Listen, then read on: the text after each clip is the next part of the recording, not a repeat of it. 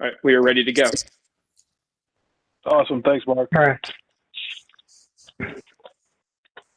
Okay, I'll call to order the Thursday, April 22nd, 2021 meeting of the University Impact District Review Board. The next meeting will be on Thursday, the 27th of May at 4 p.m. Like this meeting, it will be remote. Let's start by swearing in staff. If staff would be so kind as to raise their right hand. Do you swear that the testimony you're about to give is the truth, the whole truth, and nothing but the truth? Yes, sir. Great, thank you. Roll call the commissioner, well, the board members. Doreen Sauer. Here. Frank Petrozzillo. Yep. Okay. Oops, sorry, I'm going in the wrong direction. Make sure I know who's here. KB Jones. Present. Carrie Reeves. Present. And Steve Papineau is not present. Pasquale Grotto, you out there? I am. Excellent. And I'm Keone Fleming. So it sounds like we've got everyone except Steve. All right. I think we know how the hearing format's going to go. So we'll start with the public forum. This is an opportunity for members of the public to speak on something that isn't directly scheduled board business. And I do believe we have one speaker. You around, Kathy? Yes. Could you please raise your right hand? Let me swear you in, which will work for you later on when you talk on the case. Okay. Is the testimony you're about to give the truth, the whole truth, and nothing but the truth? Yes. Great. Well, the floor is yours. Go ahead, Kathy. All right. Thank You you. go 3 minutes. I'm here on behalf of the Denison Place Neighborhood Association to comment on the status of the Kroger site at 7th and High. As the UIDRB noted in your recent correspondence to the city's chief zoning official, the Kroger property is not in compliance with the 60% building frontage requirement on High Street. In response to your letter, city zoning enforcement conducted an inspection and then issued a notice of violation to Kroger. Kroger has now appealed that enforcement notice to the BZA. Kroger's appeal claims that the property is in compliance with the zoning code as it existed in 2008 at the time the CPD was established. However, this is not accurate. The 60% building frontage requirement has always been part of the university area planning overlay. And although the overlay has been updated a few times and renamed, the 60% building frontage requirement has been consistent. It was in force in 2008 when the Kroger CPD was approved, and the CPD did not specify variance from the building frontage requirement, as you noted in your correspondence to Mr. Prasuti. The Wineland Park Community Civic Association and Denison Place Neighborhood Association are very concerned that the integrity of the zoning recommendations made by the UIDRB, as well as the University Area Commission, would be compromised should Kroger's appeal be successful. We ask you to correspond with the BZA to let them know the UIDRB's concerns about the Kroger property, as you shared with Mr. Prasuti, as well as the incorrect information contained in Kroger's formal appeal. Thank you.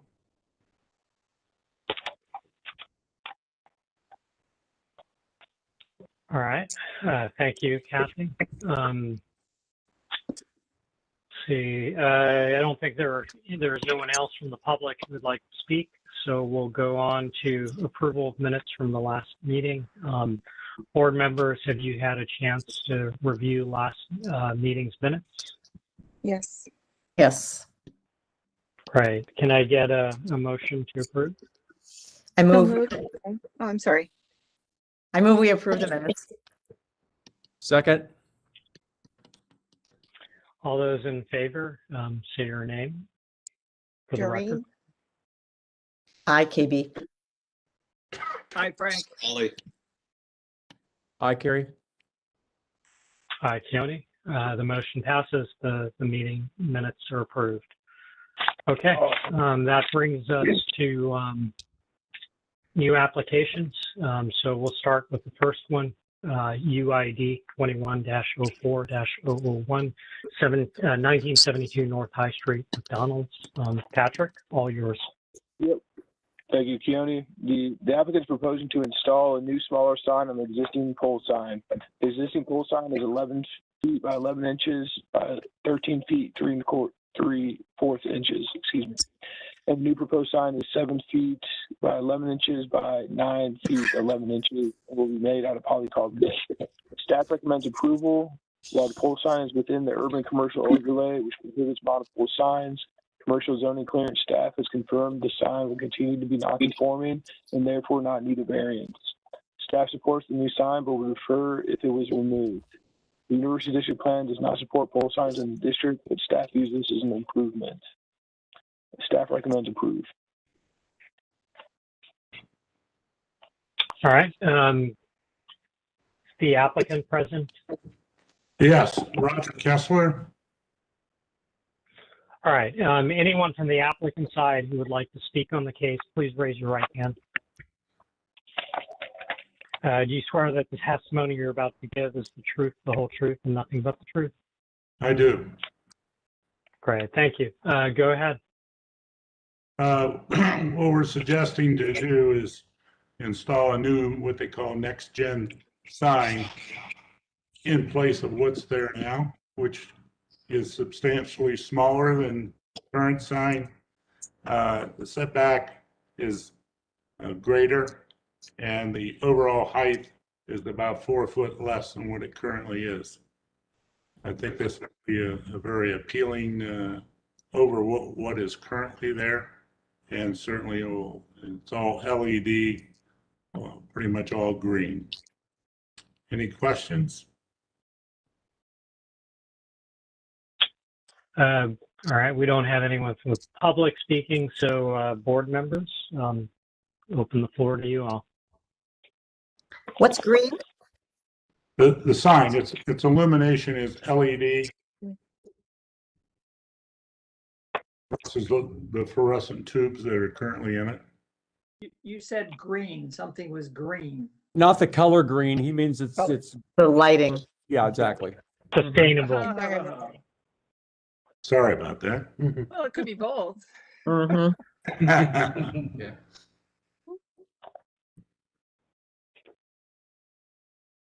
the entire face, the yellow or whatever color it is and the red are illuminated.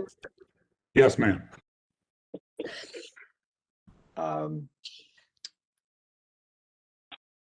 Do we have any sense of how bright it will be compared to the old sign? It won't be so bright just because of the nature of the LEDs.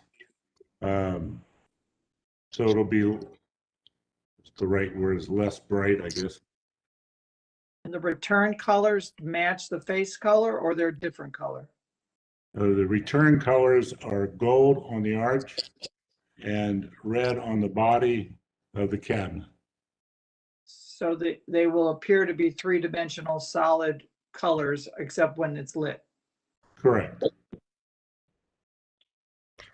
And it'll be exactly as we're seeing it in the graphic, meaning there are no letters or words. Is that correct? Absolutely.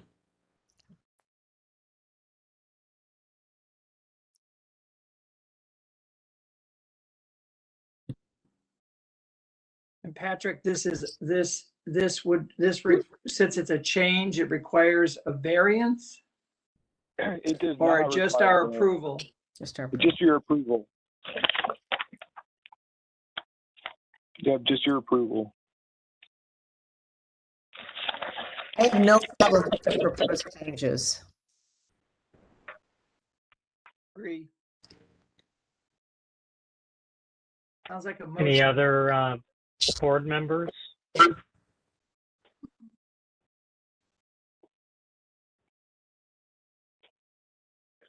If anyone else has an opinion, does someone want to make a motion?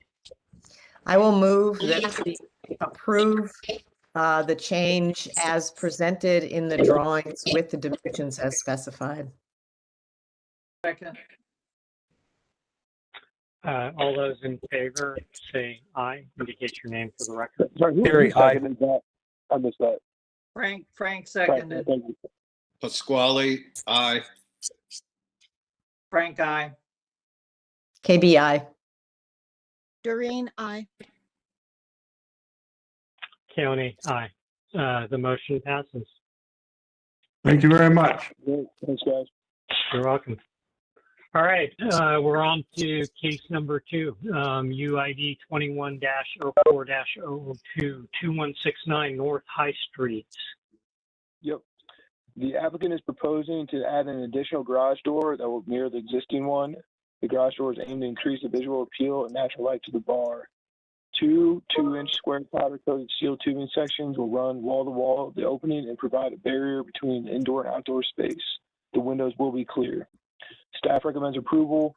The University District Plan recommends that contemporary design materials are appropriate if they're compatible with scale and proportions of the building and nearby streetscapes. Staff recommends approve.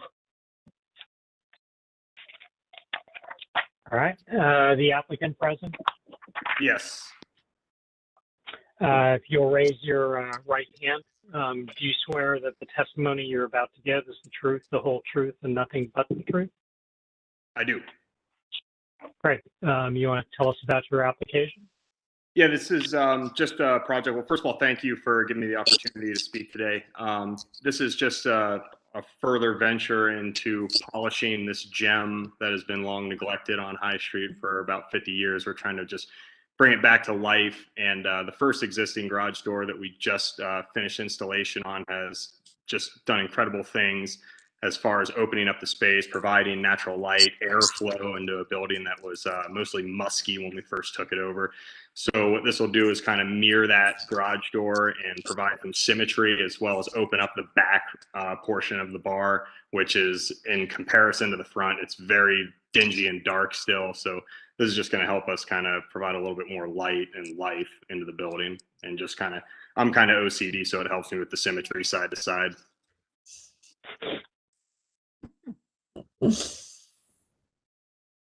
Did we, are you done? Are you? Yes. Did we, I don't I'm think looking so. at the, two things. I'm looking at the opening on the left and wondering what all that sort of haphazard horizontal and vertical lines are. It looks like 2x4s or something. I don't know what it is. So that was literally like 2 days after the opening went in. Right now, today, there is powder coated steel that runs side to side in those. And there's not a center column. It's the same exact height, but it's 2-inch powder coated steel that's existing today. This was, I think, 3 days ago when I sent this over in our. I'm sorry, 2-inch what direction powder coated steel? What do you mean by horizontal? So it's 2-inch square powder coated steel beams, and they run horizontally just to mirror essentially that image with a center post from the bottom for support. So hold on. So you've got 2x2 powder coated steel. What color? They are black, dark brown. They're dark black to match the facade of the building and the garage. And one runs concurrent with the one we see here on top, and one runs with the intermediate one. And then you say the bar is not there. The vertical is not there anymore, or is there? The vertical runs from the bottom of the opening to the bottom rail, not completely through to the top. And what is this 2x2 bar doing? That's the support for the barrier between inside and outside. And is there anything attached to it, or is just 2x2 spanning the opening? On top, there is a stainless like tray that's about 4 inches of a return into the building. That is Horizontal. Yes, it runs horizontal, kind of like a drink rail on top of the railing that returns in towards the building.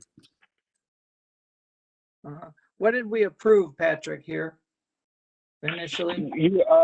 This was maybe approved in September, I think, of last year. And it's a garage door that opens and closes, and it provides light and open space for the existing bar. And this would be mirroring what's already Right, but there I'm on the asking, south did we of it. approve anything having to do with drink rails or? Well, that's on the interior. I don't. Well, now it's correct not. When the doors open, it's not. And then the question is this the color scheme that we approved? Because I remember talking about it. I don't remember where we settled on it. We approved some signage that would be painted on top, but it looks like that has not been implemented yet. Do you have a drawing of what we approved? I can, yes, let me, Yeah, because I think that vertical pilaster, I think we asked for it to continue through the spandrel, didn't we? Honestly, I don't remember, Pasquale. I'm just asking just to make sure that we're being consistent with our prior application. I don't remember. I'm sorry, I don't remember. I think we did. I would agree with Pasquale that we asked that the plaster be painted the dark brown to break up the orange band.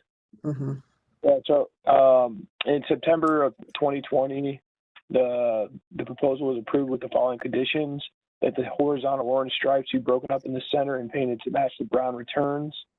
The text no longer be the library and centered, the bar and patio portion of it be centered under the library, and the clear glazing for the glass in the garage door.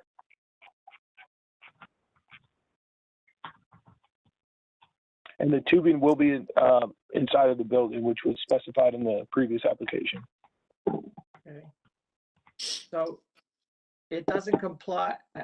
I'm sorry, you said it fast enough that I wasn't keeping track. What has to be done yet? Well, if you look at the top of the orange piece, there was some graphics that was approved there, but that has not been painted. The other portions of the tubing have been approved and look to be implemented. Okay, but is it supposed to be orange the whole way like that? Is that supposed to be like that? No. No. So, Mark, if you see like above the Thursday Mug Night thing right there, that's supposed to be brown. Is that the only thing that doesn't comply right now? Yes, but they do not have the library bar and patio signage painted on. Mm-hmm. Here, Mark, I can email you the approved one right now.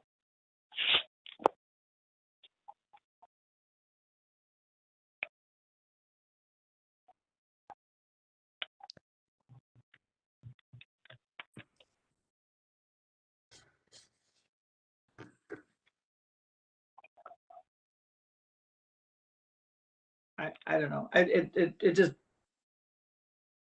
so if we say this time that by approving the new change, we'll say again that it's supposed to be brown, and then the next time they come for another change, we'll say it's supposed to be brown, and how does this work? Or we don't approve it now and get what's supposed to be done. Yes. I would agree with Pasquale. I think, Quinn, you need to do what you had said you would do in the original application. Come on back. And I apologize for that. That's definitely wasn't a target of our scope. That definitely doesn't make a difference to us either way. We're not trying to hold on to that center. We haven't even touched the top of the awning and done any work with it because after artist rendering and stuff, what it's going to cost to paint our logo and stuff, it really wasn't feasible. So we hadn't even gotten to that top part. But I have no problem going up there tomorrow on a ladder and painting that to match. I'm sure we got a can laying around. Quinn, do you understand why it matters to us? Oh, yeah, absolutely. And I apologize that it's inconsistent. Okay. And these, is that a speaker or a very high hair dryer? What is that? I think that is an outdoor speaker that has been in place there. It looks like it's Functional? up in early 1980s. Is it functional? I believe so. I think it's tied in, but since we had a new jukebox put in, I don't know if it's tied into that system. Everything. So it could go away? Yeah, we can take that away. I I believe would even if suggest, I would suggest you do so. I would suggest you remove it when you go up with your ladder and paint the center section. that's not an issue at all. And patch the holes. Oh yeah, I'm a stickler for that kind of handiwork, so you don't have to worry about that. Can I ask a question about the color? Yes. Is this a match to the orange that was there? I realize because it's new paint that it may just be brighter, but it seems Bowling Green State University orange. This was actually matched from the original Pantones for the library bar from the color samples that we received from prior ownership. So it is supposed to be a direct match of what was up there that was probably faded over the last, I don't know, 30 something years that they had it, maybe even before. Okay, no, that makes sense. Just asking. Oh, no problem at all. All right, so what's the consensus of the board here? You all want Quinn to fix the paint, remove the speaker, come back next month with a photograph, and he's probably good for his garage door. How about this? I will suggest that we approve it on a condition that the certificate of appropriateness not be issued until a photograph is brought back to Patrick with those changes made, so that we can clear this from our docket. That'd be Sounds pretty reasonable. awesome. Yeah, I agree. Was Can that a I ask- motion? You good with Frank? that, Patrick? Well, I will Yeah, do it, I'm but I fine with have that. one more question. Yeah. You're getting rid of the brown door then? So the whole bay on the right will be window? Will be Yes, garage so door? so they'll frame that out to be flush with the front of the rest and then frame it in so it looks exactly like the left side. Okay. And you know how we feel about the word exactly, right? It'll be as close as possible to the left Oh, side. now you're hedging. Now you're hedging. Because we are sticklers for symmetry. And really, we take but- that word very seriously. Yeah. Okay. Frank, I move that we approve the application with the following conditions. Let's see, that they fulfill their obligation to an earlier application by painting the pier portion, the orange portion of the pier dark brown to match the rest of the facade, and remove the speaker at the same time and patch the holes, and that proof of that work being done be provided to staff prior to the issuance of certificate of appropriateness. That's it. Good, and I second. All right. Okay, Awesome. all those in favor, say aye with your name. Aye, KB. Hi, Frank. I Pasquale. I, Doreen, with the promise of Strombolis to come. Aye, Keone. The motion passes. Thank you all very much. I appreciate the time. Thank you. Okay, application, third application on the docket, UID 21-04-003, 14 East 15th Avenue. Yep. The applicant is proposing two signs for a proposed restaurant. The first sign is white LED wall sign that is 12 inches high by 10 feet wide and built with aluminum and acrylic materials. The second sign is an exterior mounted white LED blade sign that is aluminum painted black. The letters will be clear acrylic and be between 1.58 inches and 4.373 inches. Staff recommends a conditional approval. The University District Plan recommends that signage be designed to be logical and complementary, complementary. Staff uses signage as logical and complementary. Additionally, staff recommends that the attachments be covered with discussion plates for maintenance purposes. Staff recommends improve with conditions, and the conditions being covered both with discussion plates.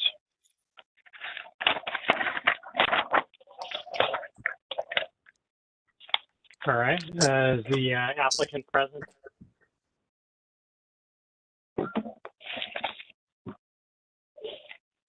Yes. Mike Leakey? Okay, do you mind raising your right hand? Do you swear the testimony you're about to give is the truth, the whole truth, and nothing but the truth? I do. Great. You want to tell us about the application? Well, the project is a, pardon me a second, I'm getting a lot of feedback.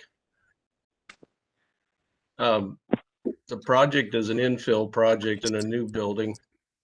And we met with the owner and developer, and they've reviewed our application. And before we submitted it to you folks. So you can see the renderings at both during the day and the evening. Excuse me. We feel it's tasteful and it blends in with the architecture of the new buildings. Any questions? Do you happen to have a daytime rendering without the notes on it? I do have it. It is not included with this packet, but we could send it.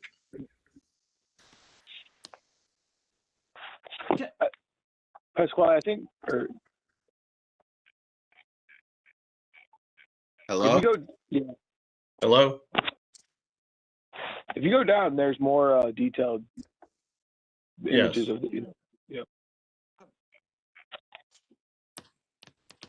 If your presentation is complete, I've got a broader issue here. I think that there's nothing wrong with what you're proposing. I think it's, essentially probably fine.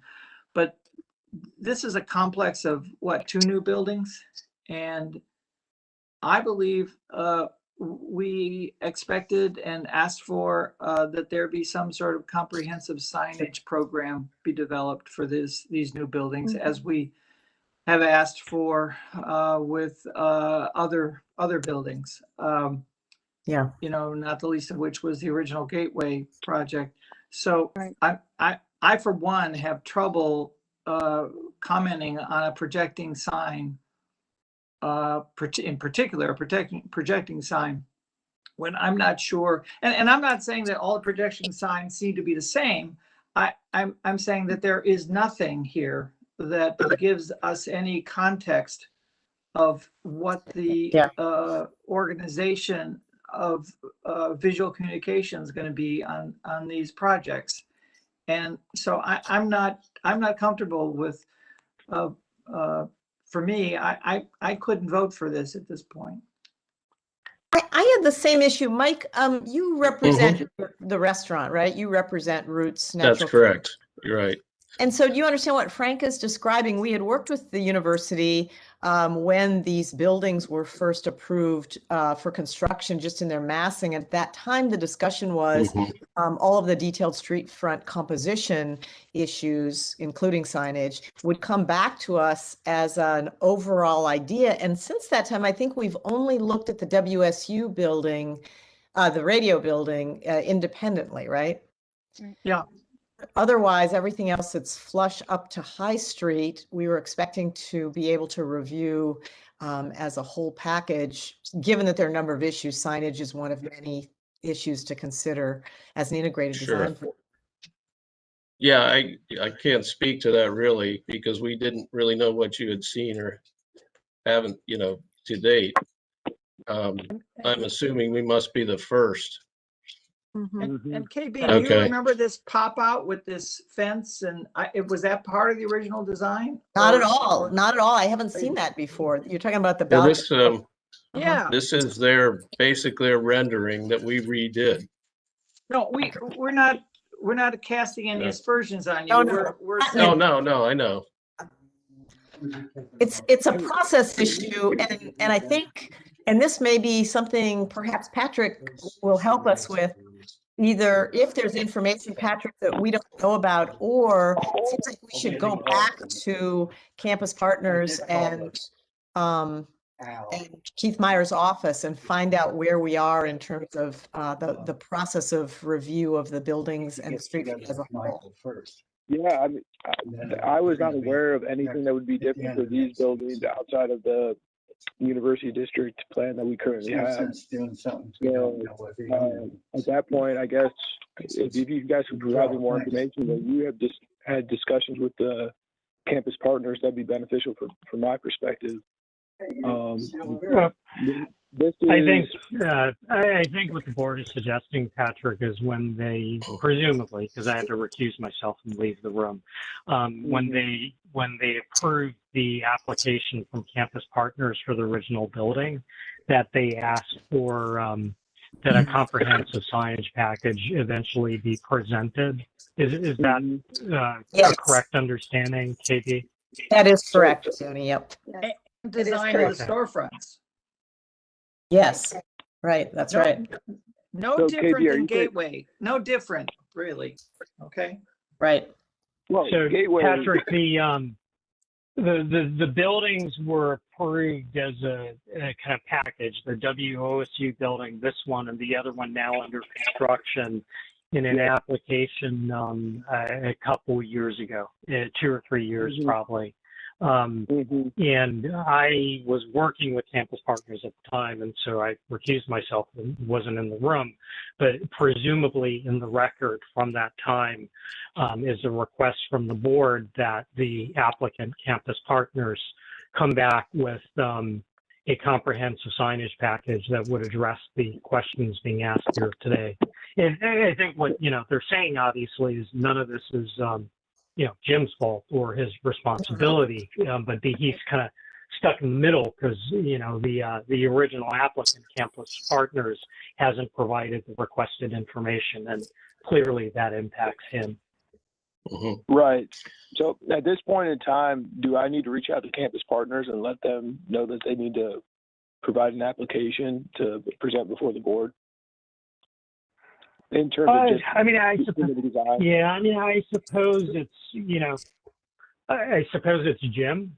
You can Campus Partners is your landlord, and you can say that this was the feedback of the board, and ask them to follow up with Patrick on this. It's very normal, Patrick, very normal and usual for a developer of a project of this scale to have a design manual for tenants, for the storefronts and for the signage and everything.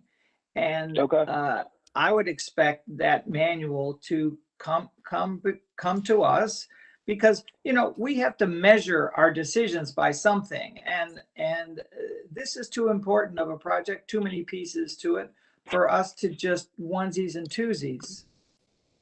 Okay. And it's gonna save people in Mike's situation and everybody else that comes along to have those standards ahead of time.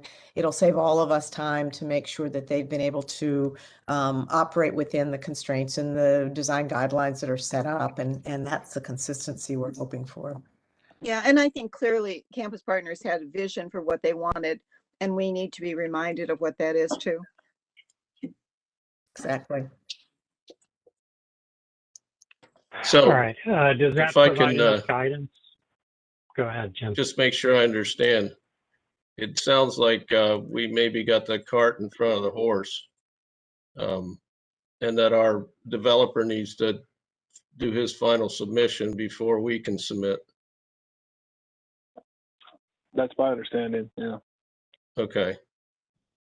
Yeah, I think that's a fair submission. Best we can do is go back to them as quickly as possible. Unfortunately, we lose a month for this. Not your fault. We understand. Well, you're a long way from opening, are you not? No. Well, we wanted to submit for permits in a week. Well, this facade that we were just talking about with the rail, is that built? Yes, it is. Yeah.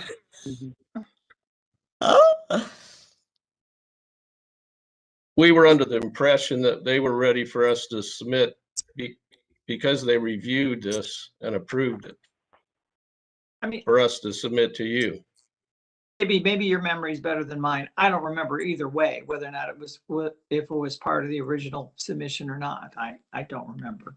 I remember the conversation we had about the building massing and the public space, the dimension of the public space, and the overall urban design development at that point, with a clear statement that they would be coming back. Yeah, for to show us what the liveliness would be, what the streetscape would be, what the, yeah, because otherwise it was just the building essentially was a framework, as I remembered, and didn't have the infill of the storefronts yet. We That's looked what I at the thought. section of glass at grade, and we talked a bit about some of the other buildings up and down the street, and we were appreciative of the amount of glass at grade to make a more dynamic sidewalk. We were speaking more, as you say, about the urban activity on the street as the buildings were supporting that, but none of the formal issues were discussed. Yeah. Or the Okay. detail specific. Okay.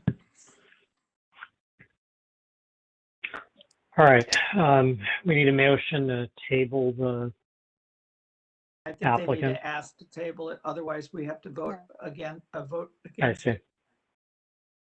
All right, Mike, would you like to table the application pending campus partners coming back for us in front of us?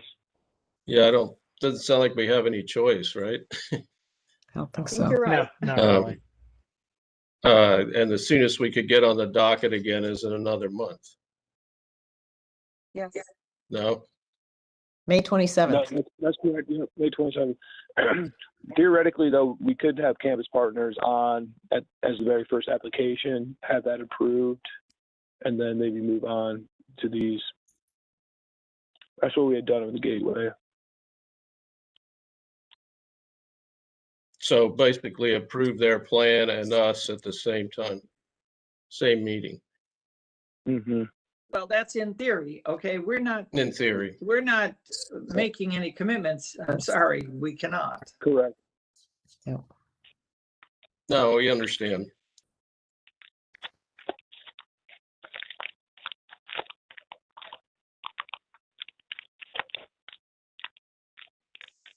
So I guess you asked me if we should table it. I don't have an option.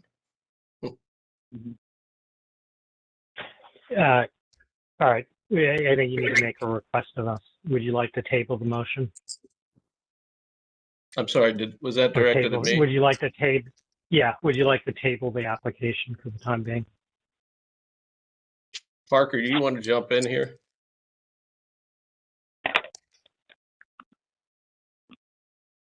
I don't know if he can hear me.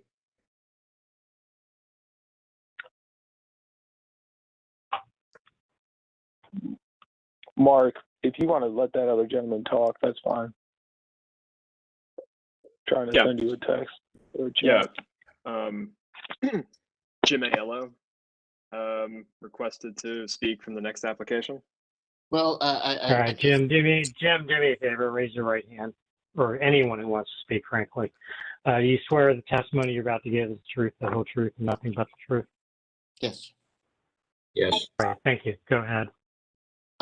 Well, Jim, do you mind if I start off? Sure. Thank you very much, everyone, for hearing our application this afternoon. I believe that we're going to find that we are in an identical position to the discussion that just had for the Roots Kitchen folk. My name is Jeff Burkhart. I am the CEO of Range to Poke. We are a new restaurant group here in Ohio that is opening a series of what we call Lemon Shark Poke and Mackay Grills.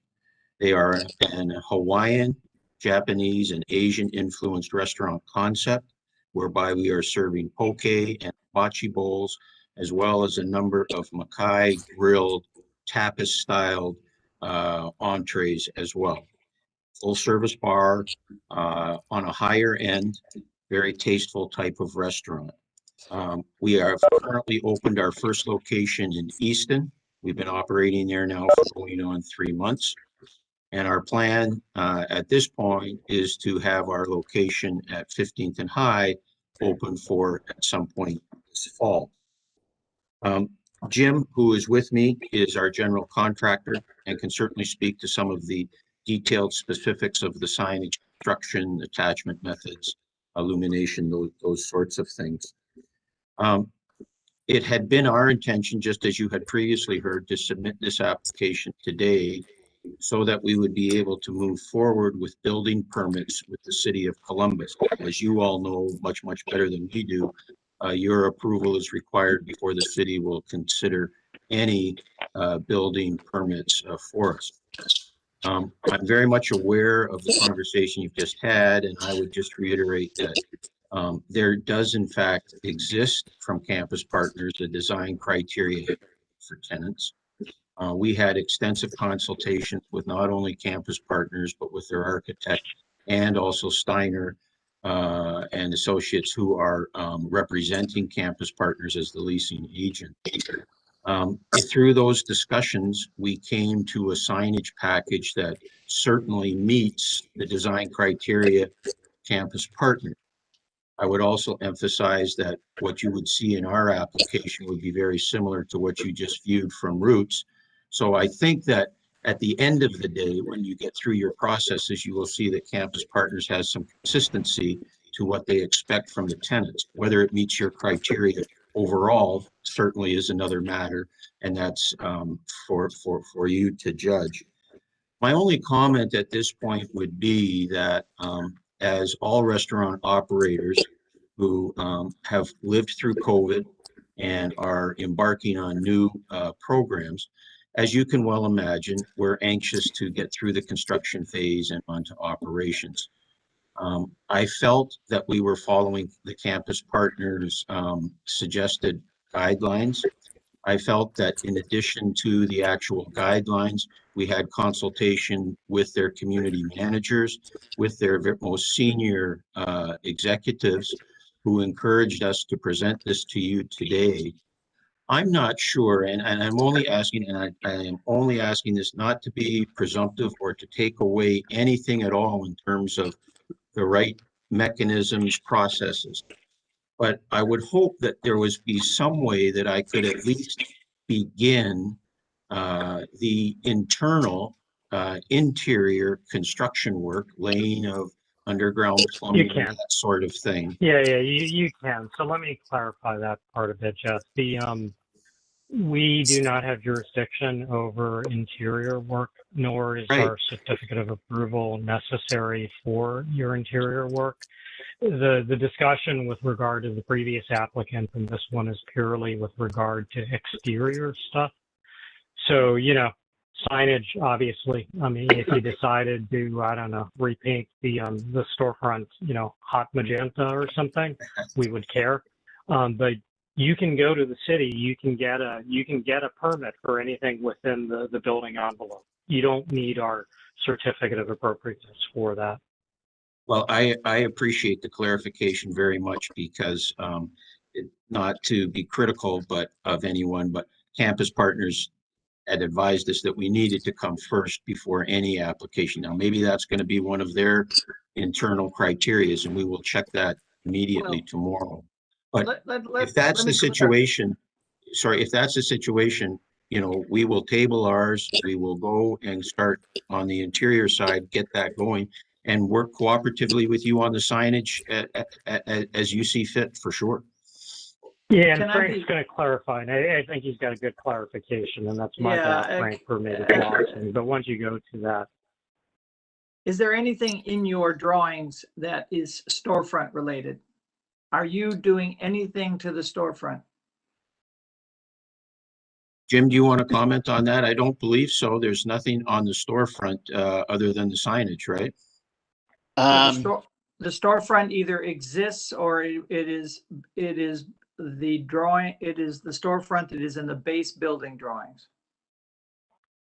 So the storefront is the same. Our signage includes the application of blade signs, which would be attached to the storefront. The signage, okay. But the storefront itself, are you doing anything to the storefront itself?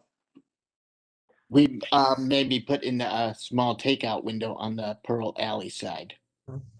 Well, that would be doing something to the storefront. So you're not going to get approval from that without coming to the board. But what else? That's it.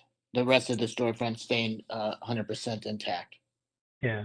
The only thing I would add to that, because I think Frank is catching me from being a little overly broad. If you were going to blank out the storefront, if you were going to put blank panels so that it was no longer transparent, like say build a opaque wall, like that we would care about. Yeah. No spandrel, no storefront transparent glasses being removed. Does the storefront exist today? Yes, sir. Okay, so the only change you are making to the storefront that exists today is the window you're talking about. That's correct. And then so KB, then the question is the storefront that is there today part of the original application or not? And that I don't know. Well, I think it would. Yeah, right. I mean, the envelope of this building is 100% complete right now. We've been told that the turnover date for our space is probably May 4th. All right. So you can apply for a permit for your interior. I would not apply for a permit including that window. I'd make it a separate application because they will hold you up based on that. That's good counsel. I appreciate it very much, sir. I mean, that's true of the previous applicants as well. I don't know where they are in the process, but my assumption is while the building exterior is complete, that they probably haven't done interior fit out either. So, you know, I think this holds true for both you and the previous applicant. If you want to secure a permit for interior renovation work, as long as you do not affect the exterior skin of the building visible from the public right of way, no work to storefront, no work to glass, no work to opaque elements, no changing of windows, no blanking out tinting or putting graphics on windows, you can get a permit for all your interior fit out work.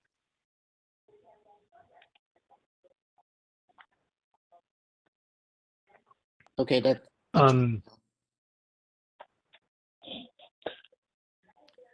any first, I guess just one point of clarification, Patrick.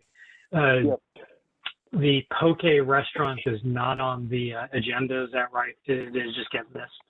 No, we were next they're on the agenda. But we're in the same building as the previous applicant, so we thought maybe we'd kind of jump in now and share the conversation. Correct. I see. Well, but you guys, it sounds like you guys were you planning on presenting tonight, or were you just listening to understand? No, we were on the agenda. I mean, Patrick, if you can maybe show up rendering, you can see what our sign is. Mark, do you want to? Yeah, they were next. Well, hold on a second, just so I understand this, Patrick. The agenda I have does not have a fourth application. It stops at 14th East 15th at Roots Natural Kitchen. Correct. So Jim had applied last month, and I had actually accidentally put them on the May agenda. And I spoke to him last week and assured him that he could be on this agenda. I reviewed it and updated. Yeah, that's fine. I was just a little confused why there was another applicant when the agenda didn't show it. So that makes sense. I get that they were dropped and it was in it. Okay. Yeah, the address is the same. Everything Jim said is accurate. I guess from my understanding, I was not aware that Canvas Partners needed an approved graphics plan prior to them getting approval, though. So I apologize for that hold up.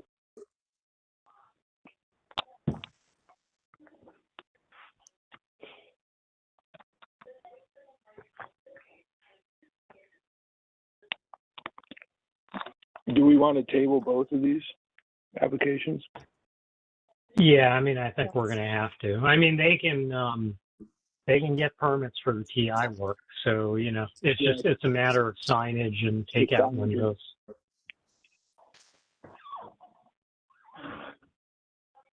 And from my perspective, board members, that's a lot better than where I thought this was going 15 minutes ago. So I'm very appreciative for your advice.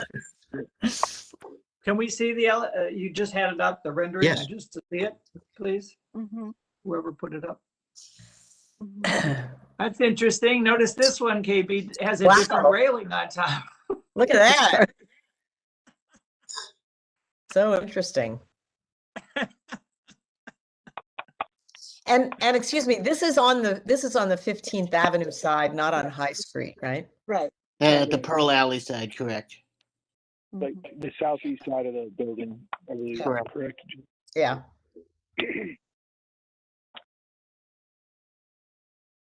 I will say, as a Kamaina, I'm amused by the lei wearing shark.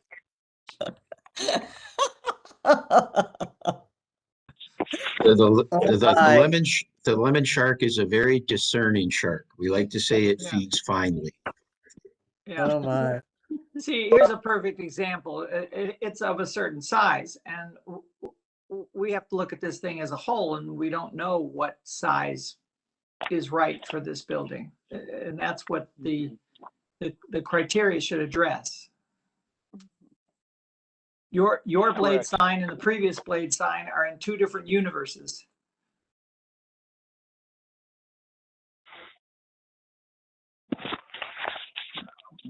Can we get both to table these then? And here's another example. Your sign is a rectangle. It's a box of some type with letters on top of it. The prior sign was individual letters. You know, I don't know. Is that the right thing or the wrong thing? I don't know. Well, we need to see the guidelines that they've been given from Campus Partners, and Campus Partners has never brought those guidelines to us. Yeah. Correct. Oh, and I see two blade signs here, don't I? Yep. That's correct. There's a smaller one on the south facade as well. Yeah. Okay. So a motion has been made to table? Or shall we make a motion? The Roots Natural Kitchen has a table, but we need to vote on that. And then we need to move on to the lemon shark. Okay, so let's start with the previous applicant. And if the applicant of Roots Natural Kitchen would like to request that we table the application, we can vote on that. Yes. Okay, so moved. Second. All right. All those in favor, say aye. Aye, KB. Aye, Hi, Doreen. Pasquale. Hi, Frank.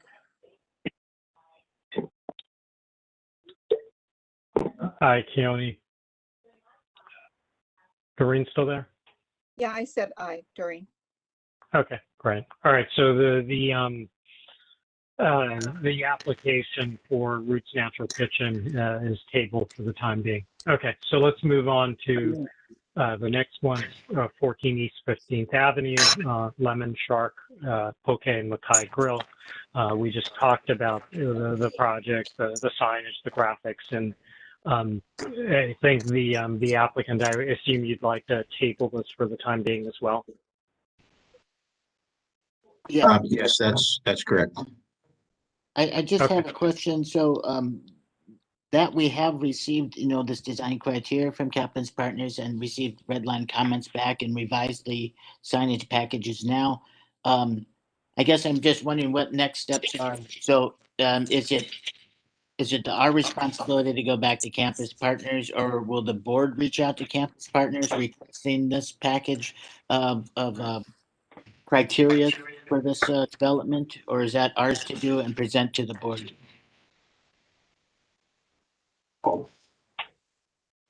Patrick? Well, you had said that maybe the developer should have this in mind. So I'm more than happy to reach out to Campus Partners and let them know that they need to. Let's do it. Yeah, let's do it both. I mean, I think the sort of protocol is, you guys have been made aware of the issue, and you need to take it back to Campus Partners, and they need to reach out to us. I think Patrick can maybe, because we know Campus Partners quite well, can sort of separately inform them. Yeah, I'm fine doing that. My only hesitation would be, I'm the one who should be receiving the applications, not necessarily reaching out to people for them to apply. Agree.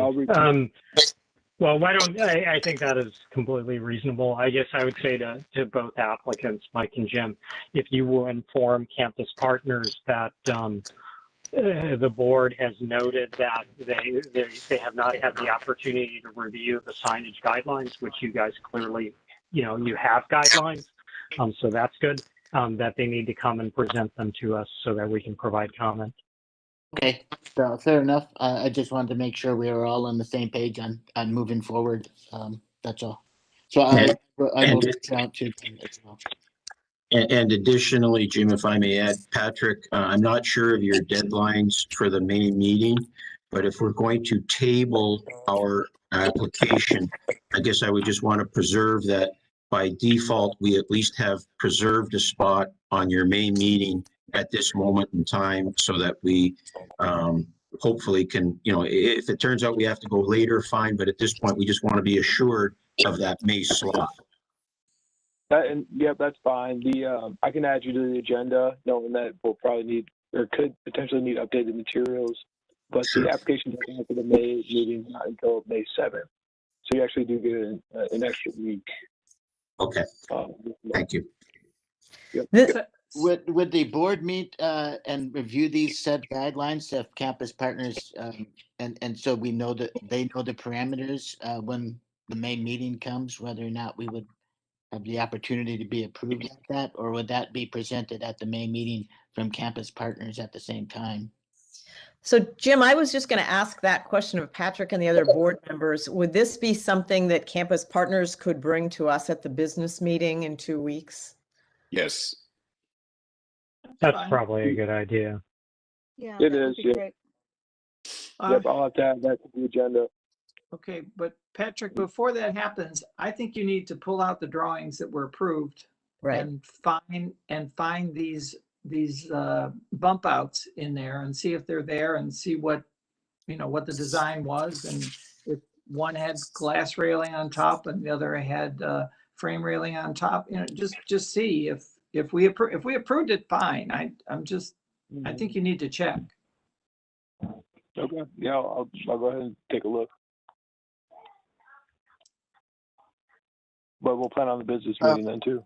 I'm looking at a photo of the physical building, and the railings are in fact glass, Frank.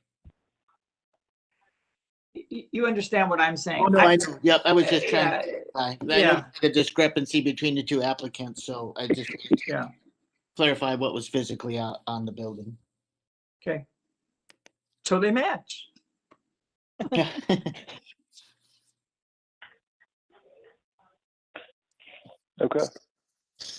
Okay. Can we get a vote on the table? All right. Yeah. So moved. Go ahead. All those in favor say your name and I. Aye, KB. Frank, aye. Pasquale, aye. Durian, aye. County, aye. Okay, the motion's tabled. Thanks, everybody, for their time and input. Thank you. Thank you.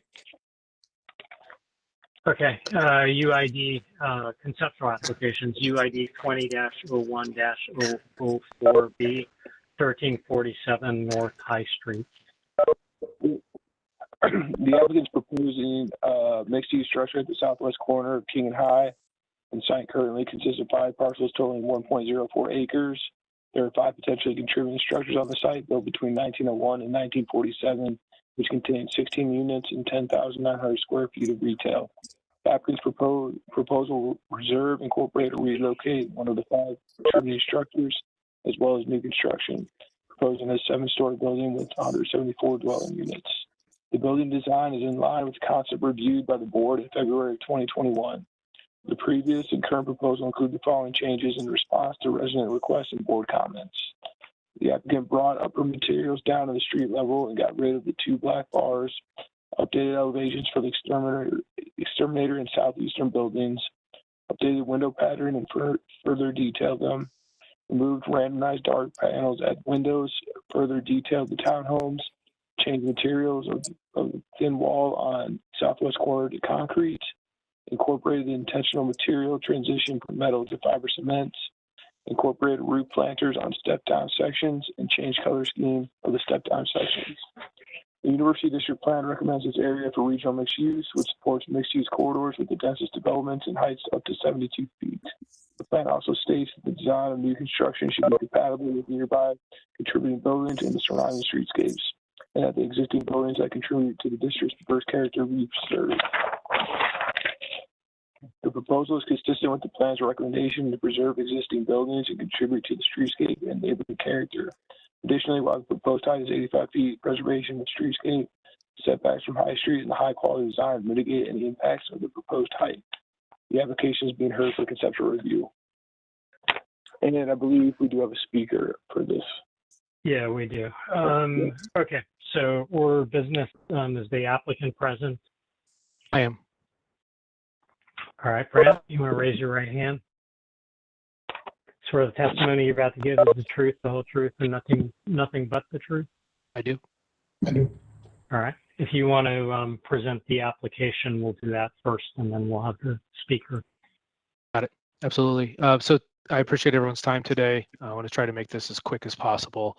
As we finish up our DD set of drawings before we go into our CD set, we want to make sure we're getting all of these finalized and getting everyone's input. So this is just a conceptual review to address some of the concerns that we heard at the prior meeting, because we want to make we want to get our, when we make our actual submission for next month, I believe, we want to, our hope is to get a vote. So this is just conceptual and trying to get an understanding of your take of our modifications. So I just want to pass this on to Tim. Tim, if you can take everybody through the changes that we've made, and if we can get input, that would be really, really helpful as we progress through our design process. Sure. Hello, good day, everybody. Good to see you again. We'll, if we can roll down a slide, we'll sort of walk through. So as Brent said, these were rather specific responses to the conversation from our last meeting.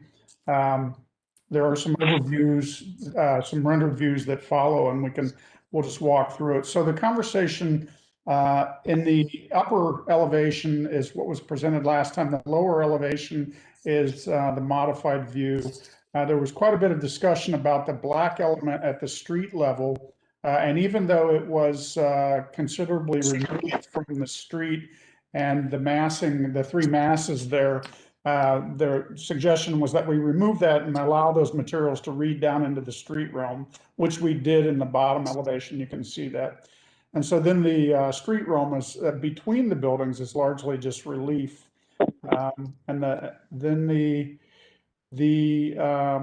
We changed the proportion of the storefronts in the, I think that the response there was the question there was the windows above the storefronts in the south building were sort of neutral grids and undifferentiated, and there was a request for some detail there, and we're working through that. And the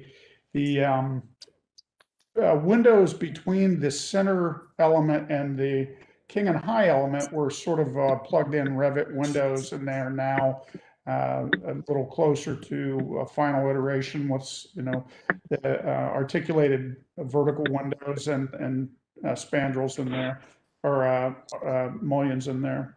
And then the direct comment from the neighborhood was that they felt the randomized panels between the windows drew too much attention to that upper plane, which we have always sort of been working on allowing it to recede and be background.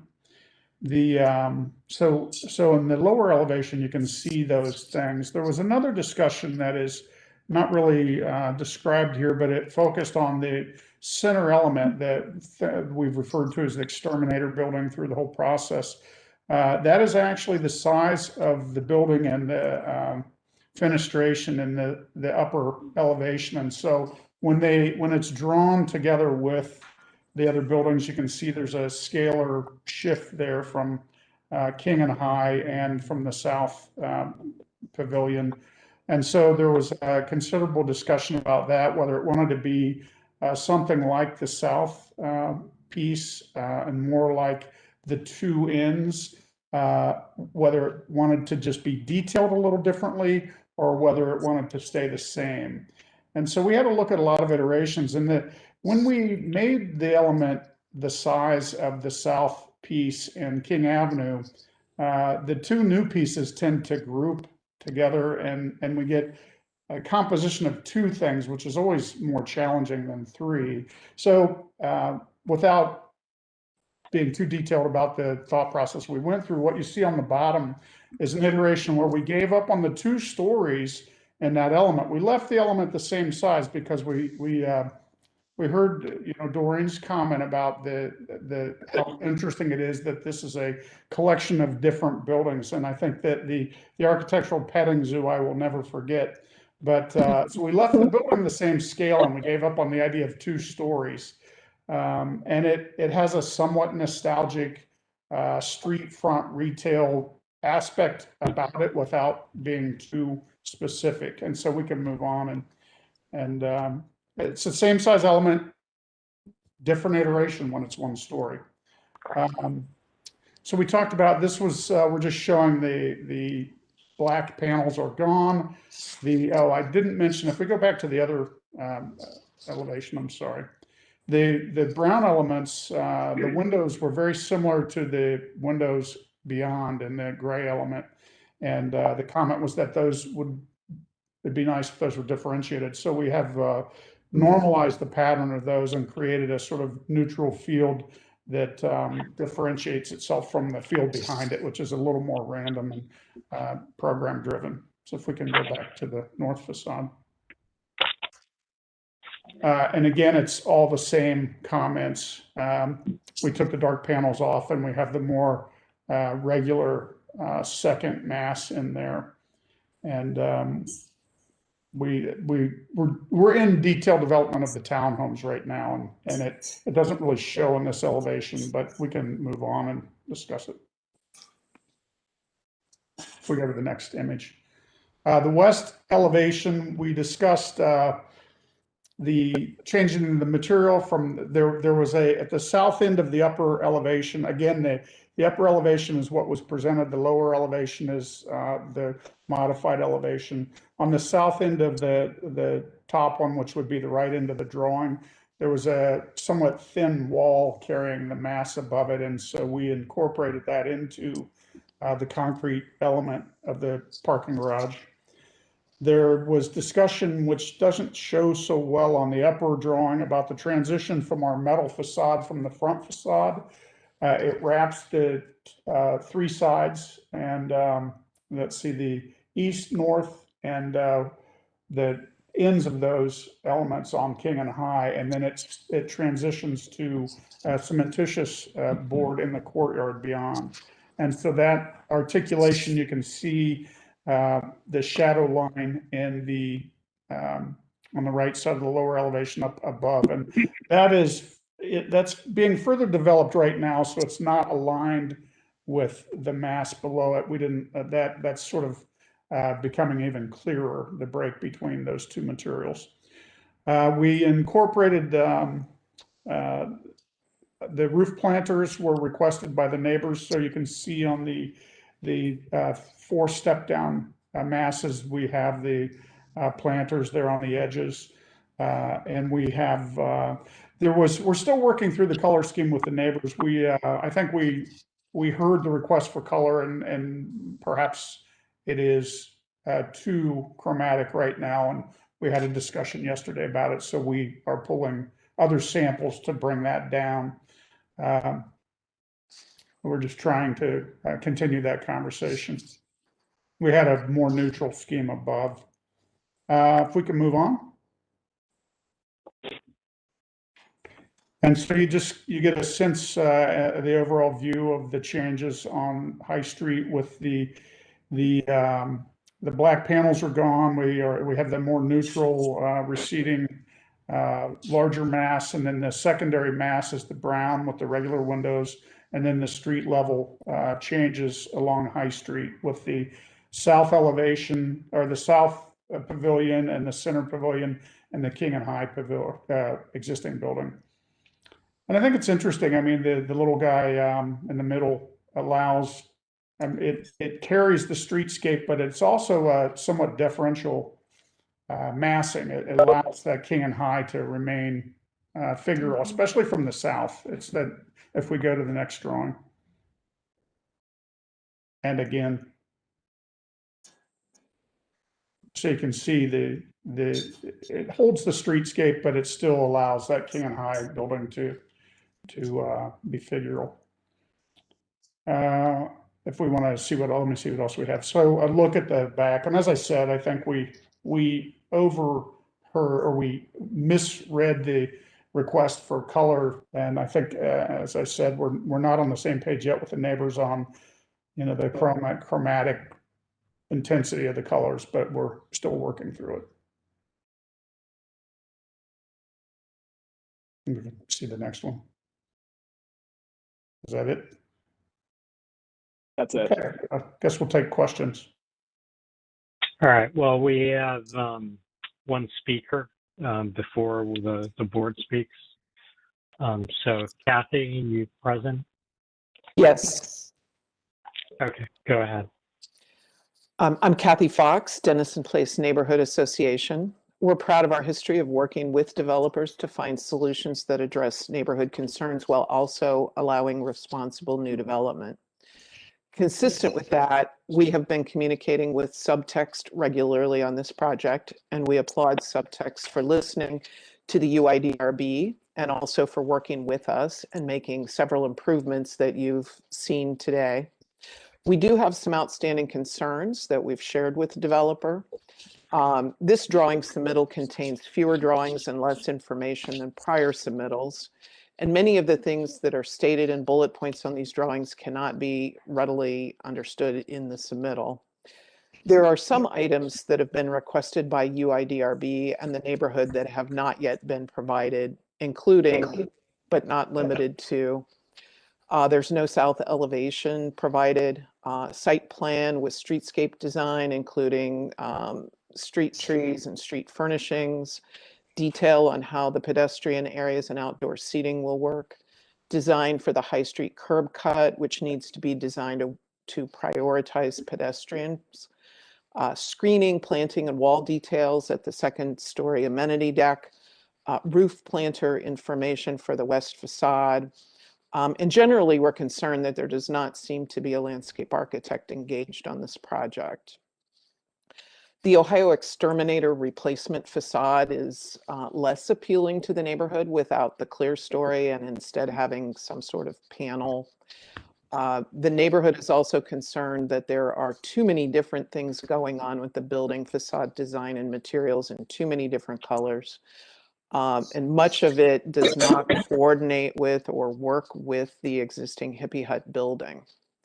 Our neighborhood committee, which includes architects, borrowed the brick samples and the color chips and looked at them on the site in the daylight in sun and shade conditions. The new brick colors, graphite and charcoal, are too dark and not contextual to the neighborhood or the hippie hut facade. And that's the primary thing that pedestrians will see as they walk along King and High. And it's the primary thing that the traffic will see as well, is that two-story, extremely dark charcoal brick. The color chips, as Tim Bass mentioned, we think are too vibrant for the very large surface areas they're proposed for. And we will continue to work with Subtext on how those colors get resolved. We do not support Subtext interpretation of the historic preservation standard of how to differentiate between old and new. There are more nuanced ways to accomplish differentiation without jarringly high contrast. In summary, we applaud the efforts Subtext has made to date, and we hope that the remaining issues can be advanced into sufficient detail before Subtext seeks your final approval at a future date. Thank you. Thank you. All right, open it up to the board. Any comments or questions?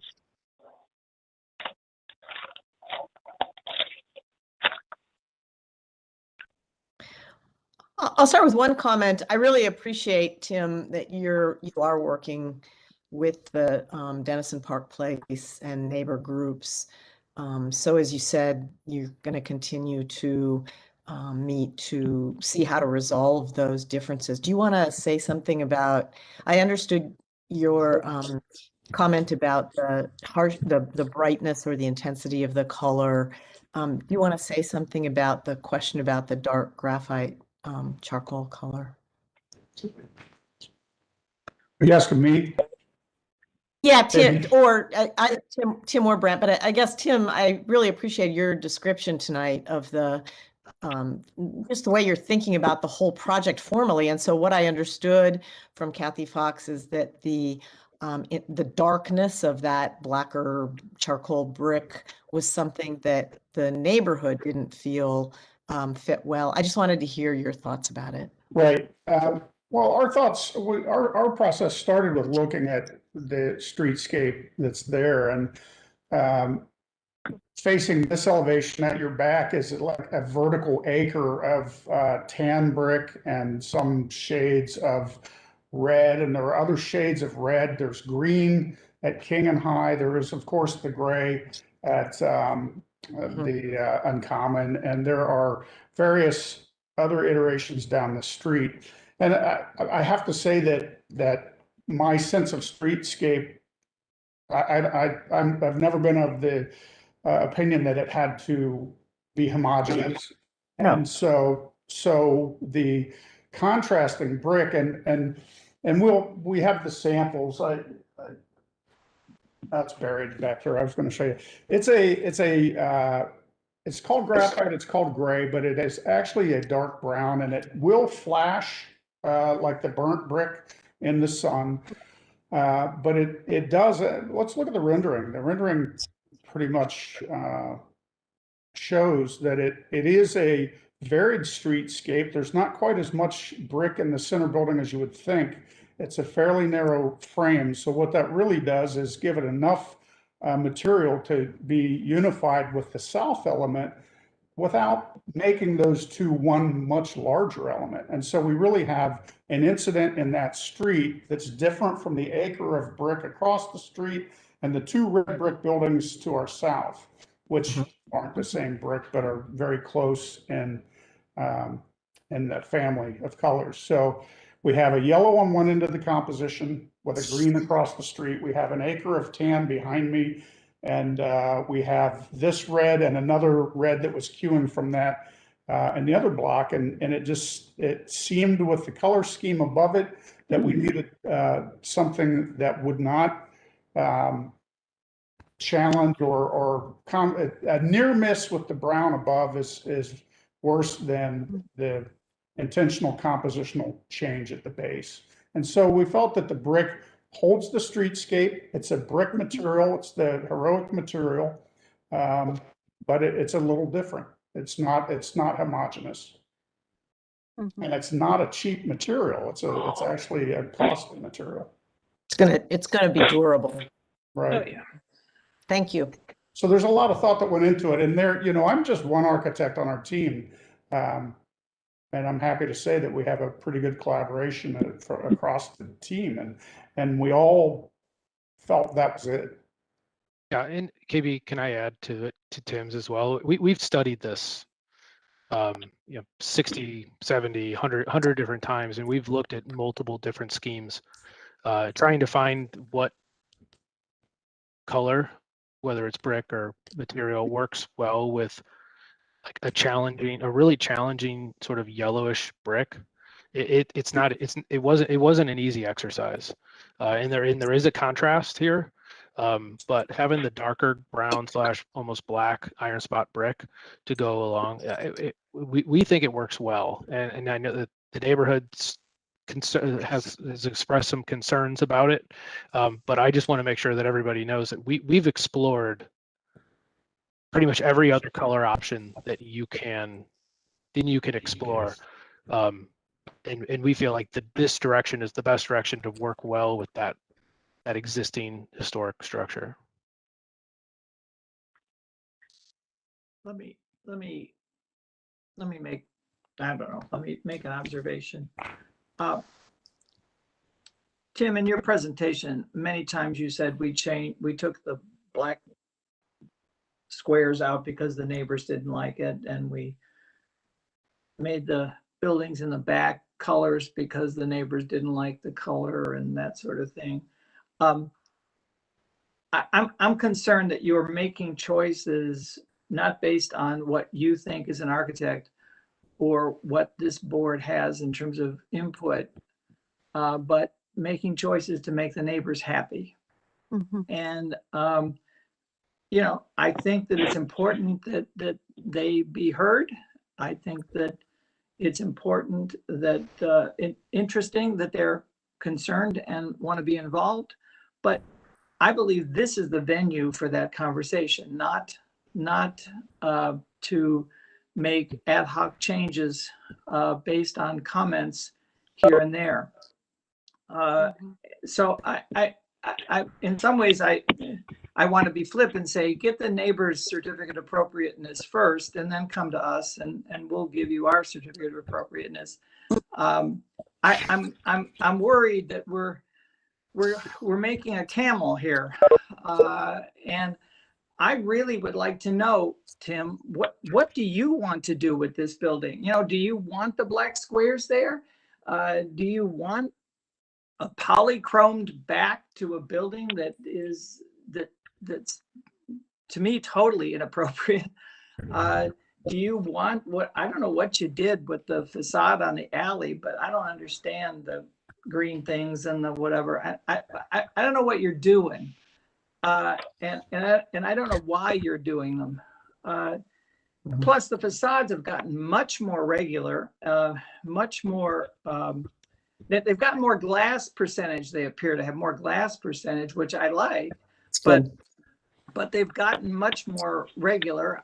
I don't know. I haven't decided if I think they're better or not than the previous one. I think the ground level on High Street is better than the previous, but I'm not convinced that the stuff up in the air is better in terms of, a lot of what's going on. So I'm just confused really as to, Tim, what it is you want to design here in this building. Sure, happy to answer it. So if we go back to the renderings, we were actually the randomized squares that you were asking me about. There was some difference of opinion in the team on those, and many of us are happy to see them go, as am I. We do, as I said, that almost our entire team has a consensus with the dark brick. And the alley was a response. I think that there's room for some subtle colors back there, but I don't think it's the polychromy that you see. And that was a direct response, trying to be responsive to neighbors. Well, okay, room, or you think it should be that way? That's what I'm trying to get at here. To me, this is the forum for the conversation, not outside of this. And right. People. So I still am unclear, what you want to do here. Frank, can I help?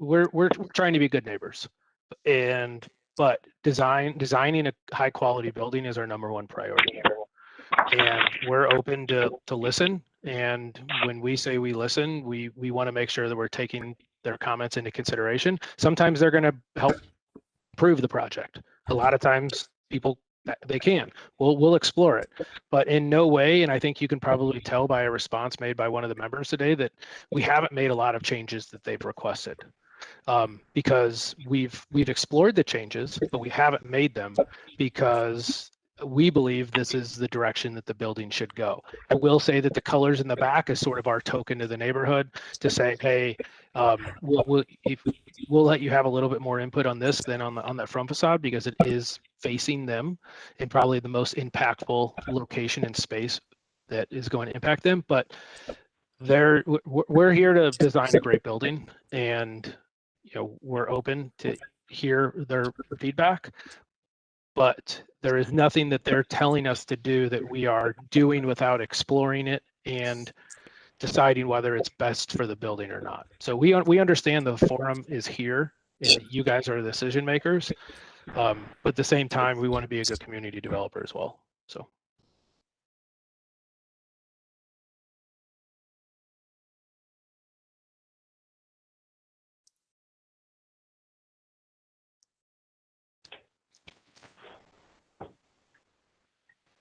Can I chime in?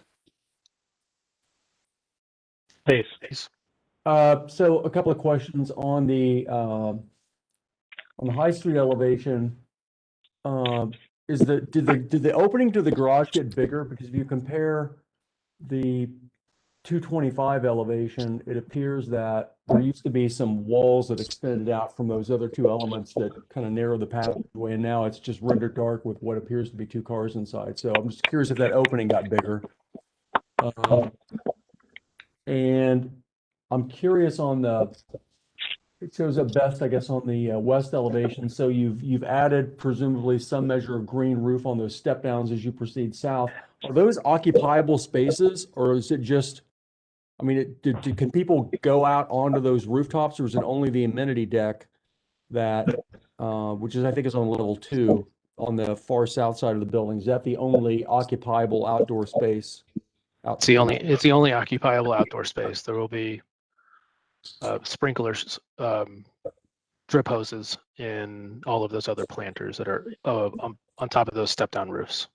Okay, so the intention is on those step downs, that really is only something that occurs at the perimeter. So it's occurring Correct. At the west perimeter that'll be visible from, okay. Correct. And yes, the opening on High Street got a little bit bigger because the discussion was about that wall carrying across in the same and becoming reading as part of the High Street surface. So we did remove that, and that second mast that we call it actually bridges. So it bridges from building to building. Okay.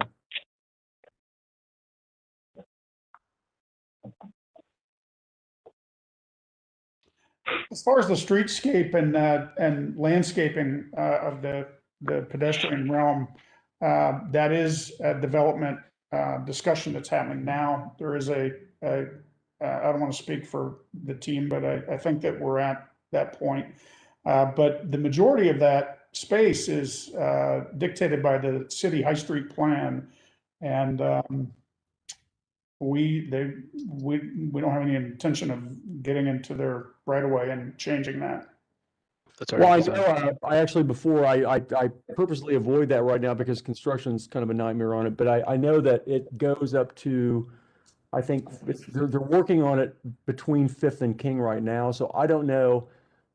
Maybe I should know this. I don't know how prescriptive that is. I mean, to what extent? I mean, I know it's a combination of tree grates and some open planters and whatnot, but how much influence you can have on where things exactly are placed, and if there's any choices for you to, I mean, I would certainly encourage you to actively participate in that to the extent that you can.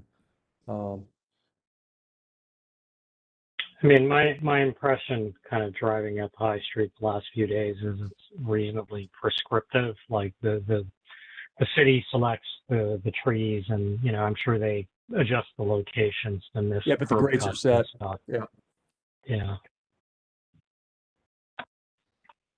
But we have a civil group who is very familiar with that plan, and the city engineers, and they're actively beginning that conversation with the city now. So Brant, maybe we let them share that feedback. No, it's prescriptive, and the design's already done, and we'll be incorporating that design into here. If there's any modifications that we can request, that we need, we can request those modifications, and we can make those changes on our dime, typically. But all those improvements that we believe are going to be done even before we start. And they get torn up in Usually how, yep, exactly. Any other comments or questions from members of the board? Doreen? Doreen, I think, left. Oh, she just left. Okay. Yep. I mean, from my perspective, if the board could go down and make maybe comment to see what they would want improved or changed, or anything that could be really specific for the applicant to change, so they can come ahead before the board and just make it as a productive meeting as possible for the next time they appear. I think that would be beneficial for all parties. We want to try to get out of your hair. Right. I mean, I hear what you're saying, Patrick. I think it's a little tough, and you don't come from a design background. I think, like, you can't.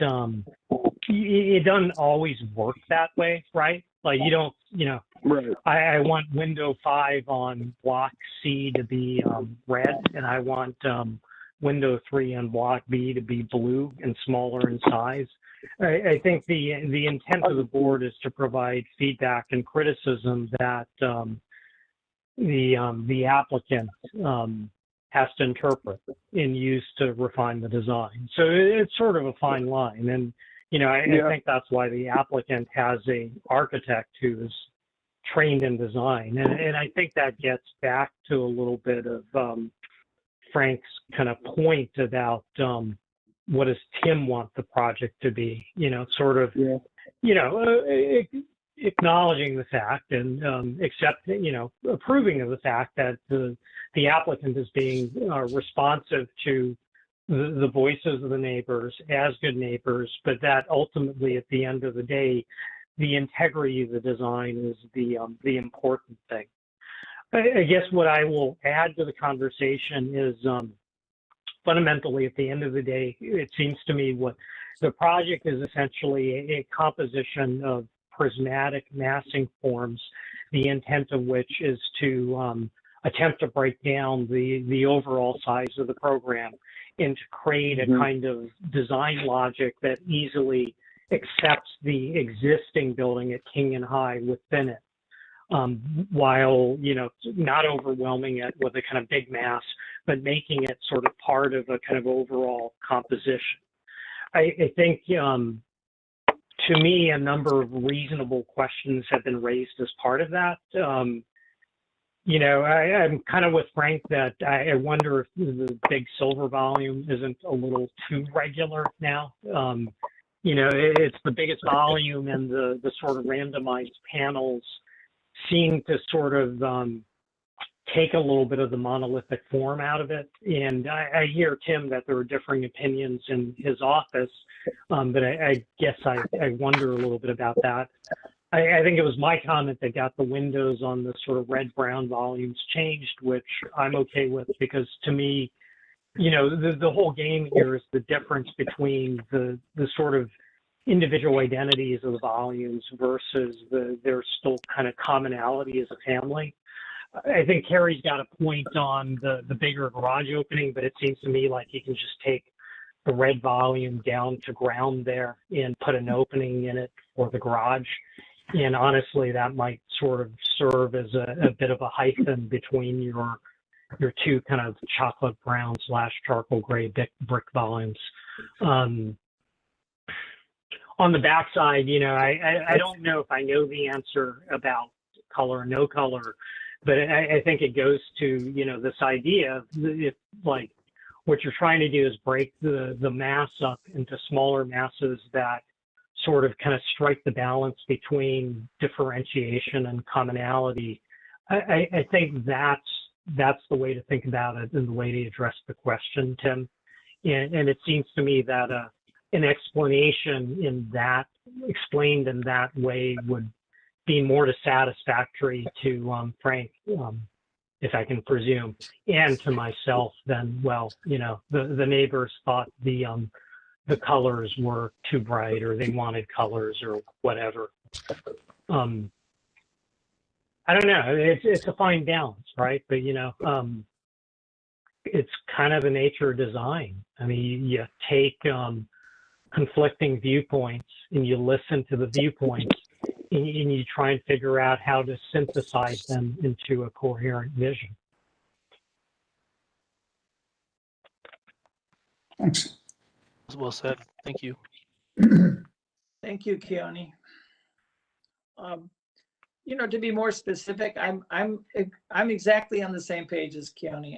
I do think that you called it the silver facade. That's interesting. That the silver facade maybe could use a little something to it. Maybe what you had proposed initially with these very black squares was maybe too much. I don't have a solution. I'm not the designer of the building. The west elevation, if I had to pick, I would say you've done enough differentiation. Just make it all the same color. You know, make each of these, what have you got, 4 steps? Make them all the same color. That's would be my immediate reaction. You know, stop trying to be all things to all people. The base, I'm trying to understand. I'm looking at the last rendering. So this is sort of a wall with penetrations in it, and then you have vegetation growing over the top of it. I'm not sure how you're doing all that, and I don't know why you even want that vegetation there, but the drawing made it look like you were drawing green rectangles on the wall. So I didn't know what that was. I'm looking at the rendering and I see it kind of has a Jurassic Park aesthetic. You know, that's what we were going for. Yeah, that's kind of what I figured. I assume that there are creatures behind that wall or something. But anyway, I think that last rendering is pretty bad. You know, it just got too much going on for me, at least. So really, that's it. It's that back, whatever's going on there, and whether or not you want to try to soften the silver thing a little bit. I think your ground floor is far better than it was on High Street. I'm all in favor of the dark brick.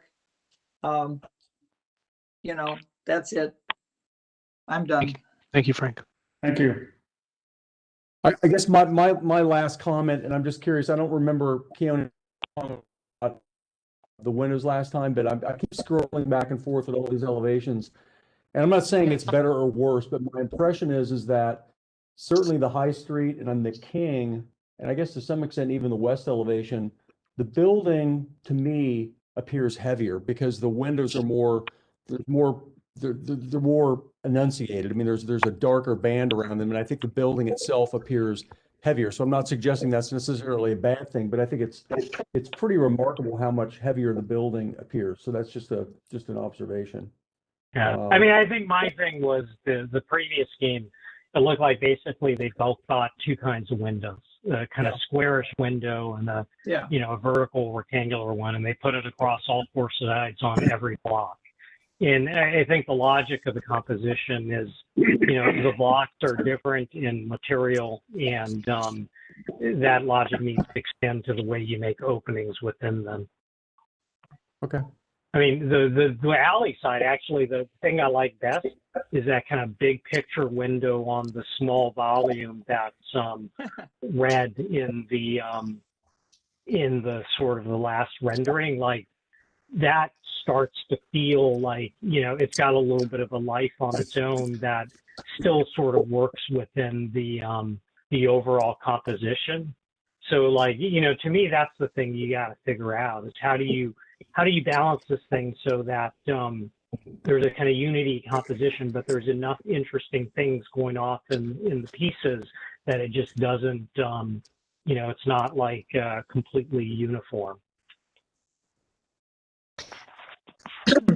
I'll offer a final comment. I was only asking questions initially and not in responding, Tim, if you were asking for aesthetic opinions. I absolutely think that you have the talent to bring this to conclusion. I know you do. And I agree that as the architect, it's your call. I will say that I disagree with the comments made about the silver or white volume needing more activity on the facade. I really like in this version, the most recent version we've seen, the simplification of those facades, the regularity of the windows, because I see this building as one more pearl in the necklace of the whole street that is High Street. And so I think you're doing a really good job of trying to get scale to parts while you're dealing with a complex whole. And since those larger volumes set back, I think there's enough variation on the facade without accent marks or punctuation marks or other things. So I feel like this version to me is the stronger of those, the strongest of those we've seen. I feel like the breakdown of the facade at sidewalk level is what interests me most. So I appreciate the drawings that you're making that show the more urban scale and urban activity. Because I know High Street, I don't need to see how the building looks with the other buildings on High Street. I think that the aesthetic language of the sidewalk, the amount of green space you can create are strong. I agree that on the alley side, there's a ways to go, but you're going in the right direction. I don't really care to weigh in whether you use color there or not. I think it could be, I think the alley, you have a lot more freedom. I think the facades on the street can be slightly more conservative and regular, and you can play some games on the alley and do something more dramatic. But overall, I think that I don't think you're very far from getting approval. Great. Thank you. You're welcome.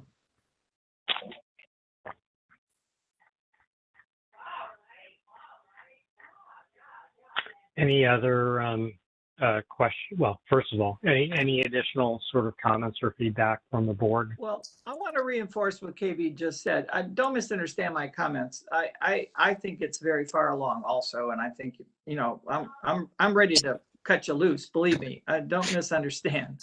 I'm more concerned about, you know, process and what you want to do and that sort of thing than anything else. Okay. Helpful. Thank you. Great.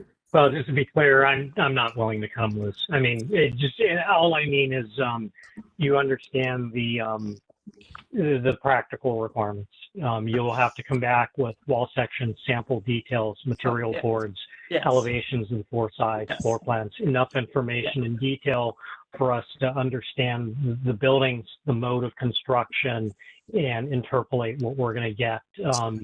I will say recently I was rather surprised that the lovely renderings of a project I saw conveyed a building that was going to have vinyl windows, and I was not impressed or particularly happy. And so just be mindful that you provide enough documentation to sort of accurately represent what you're going to build. Absolutely. That's the plan. Yeah, Brant, Tim, you guys have any more questions, feedback, stuff you want clarification on? No, I just wanted to say thanks again to everybody for their input. Very, very productive and constructive. We'll continue to drive forward and look forward to seeing you guys hopefully one more time. Right. Right. Thank you. Thank you. Thanks, everyone. Thanks. Take care.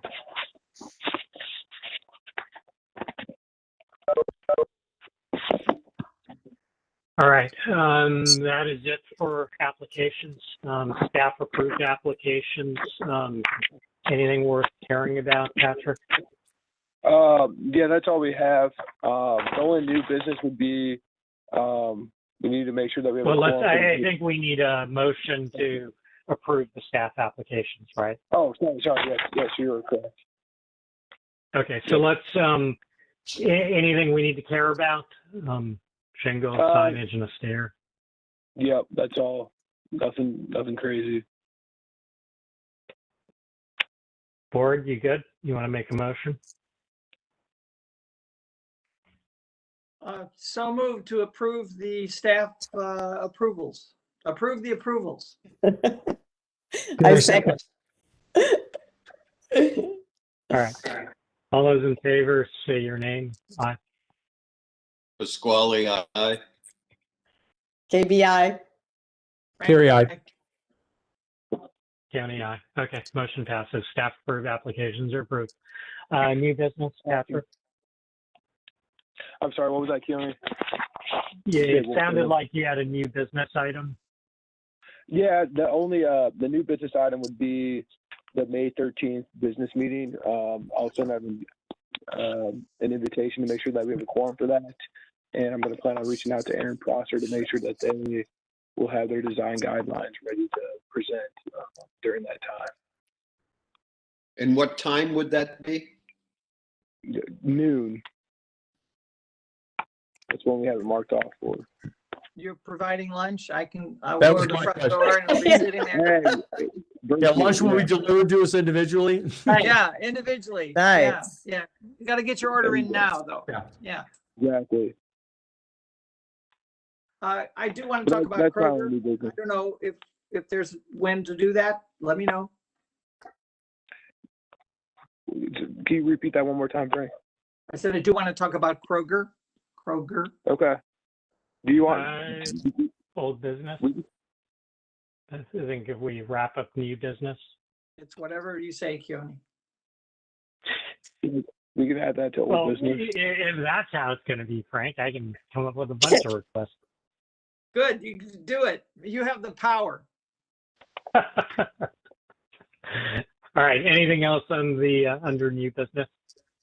No, that's all I've got. All right. Old business, Kroger. Floor is yours, Frank.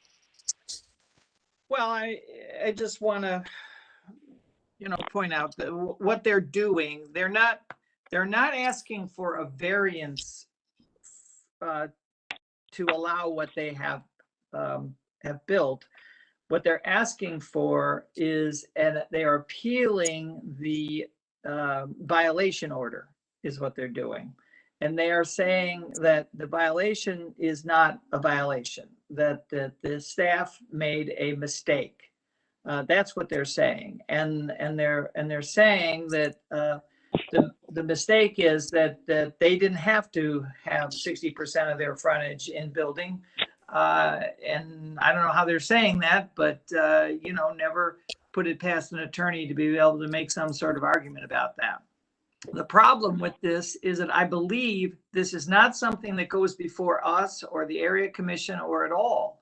This is just going to this Board of Zoning Appeals and saying staff is wrong. Am I right about that, Patrick? That's my understanding, yeah. There's a gentleman named Jim Emhoff who is in code enforcement, and he takes care of that process. Right. And what I'm concerned here about is any applicant, not building what we've asked them or told them they had to build, and then getting an order on it and then saying, that order is wrong, and then going to a Board of Appeals, which I don't know what they know or don't know, and making some ruling on it that could negate what essentially our contract is with our applicant.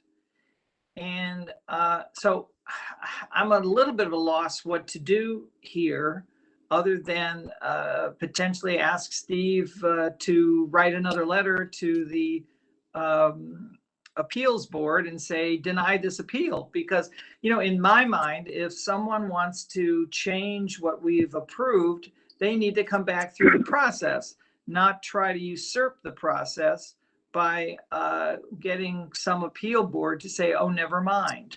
So I don't know if anybody else is sort of is interested in this issue as me, but I just don't see how we can let this stand. So well, I think what might be wise, Frank, is and I don't know who in the city could do this, but basically shoot them down before they come in the door. And by that, I mean that this is what was required of them. This is what was agreed to. So there's, just cut them off at the knees. That this is a moot argument. I mean, there is no argument. This is exactly what we're supposed to do.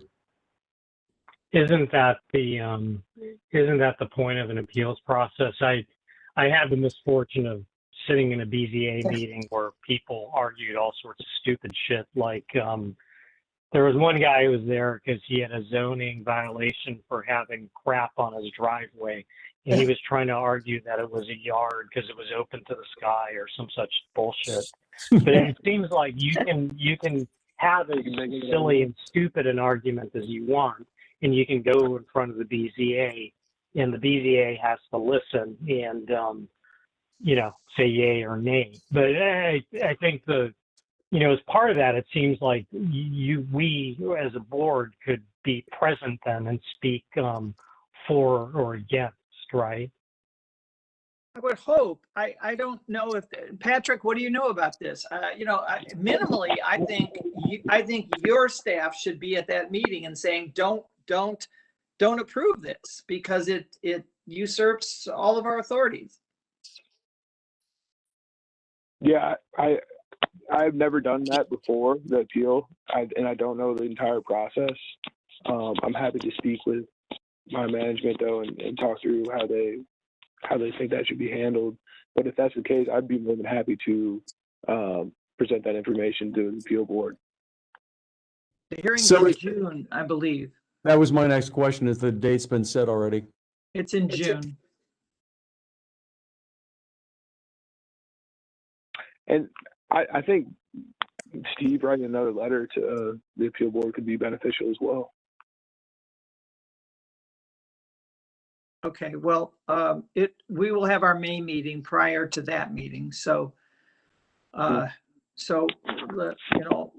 work on something for Steve to sign. But honestly, I really wish the planning department would get a little more active here. Okay.